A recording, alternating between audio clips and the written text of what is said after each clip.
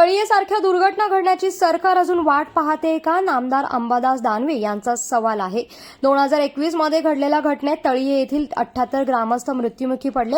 या गावाचे पुनर्वसनात 271 पैकी 100 घरेच वसली आहे, तरी उर्वरित घरांचं पुनर्वसन बाकी आहे। पुनर्वसन झालेल्या घरांच्या पिण्याच्या पाण्याचा प्रश्न प्रलंबित आहे। तळीयेसारख्या घटना या राज्यात वारंवार घडत आहे। या घटनांपासून सरकारने काहीतरी शिकायला पाहिजे। सरकारने बनवलेली योजना पूर्णत्वास नेण्याचं काम सरकारनेच करायला पाहिजे, ही जनतेची अपेक्षा असल्याचं सांगून विधान परिषदेतील विरोधी पक्षनेते नामदार अंबादास दानवे यांनी अजून अशा किती घटना घडण्याची सरकार वाट पाहत आहे असा प्रश्न उपस्थित केलाय।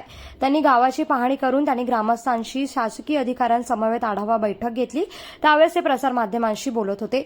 यावेळेस त्यांच्यासोबत शिवसेना उद्धव बाळासाहेब ठाकरे पक्षाच्या नेत्या स्नेहल जगताप या देखील उपस्थित होत्या।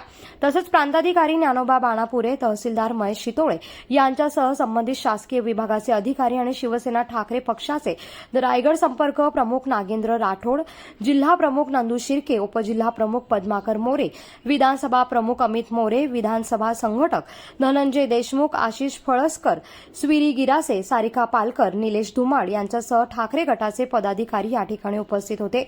यावेळेस नामदार अंबादास दानवे यांनी ग्रामस्थांचे म्हणणे ऐकून घेत त्यांच्याशी चर्चा देखील केली। कोकणासह परिसरातील ताज्या घडामोडींसाठी सागर डिजिटलला सबस्क्राईब करा आणि नोटिफिकेशनसाठी बेल आयकॉनवर प्रेस करा।